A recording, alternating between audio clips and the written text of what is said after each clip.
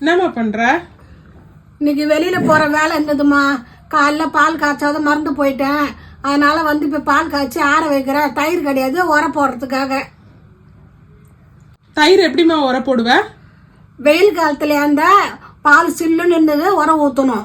அப்பதான் வந்து நல்லா தோயும். சூடா இருந்ததுன்னா திரிஞ்சு போயிடும். மழை காலத்துல வந்து கொஞ்சம் கதன்னு இருக்கும். கை பொறுக்க இருந்தது உரம் ஊற்றினாதான் தயிர் ஆகும். இல்லைன்னா அது தோயாது, அப்படியே உட்காந்துன்னு இருக்கும். அம்மா உரைக்கு மோர் இல்ல அப்படின்னா என்ன பண்ணுவ? நாங்க ஞாபகமா எடுத்து வைப்போம். ஒரு நாளைக்கு மறந்துட்டோம்னா புளி இருக்கு, புளி எடுத்து போட்டு விட்டோம்னா அது தோஞ்சு போயிடும். அப்புறம் காலைல எழுந்து அந்த புளி எடுத்துட்டு யூஸ் பண்ணிக்குவோம். அந்த தயிரை இன்னொரு நாளைக்கு அதில் வர ஊற்றினா சூப்பராக இருக்கும். புளி தான் போடுவோம் நாங்கள். கிராமத்தில் எங்கேயும் யாரையும் போய் கேட்க முடியாது, போய் போனால் கொடுக்க மாட்டாங்க.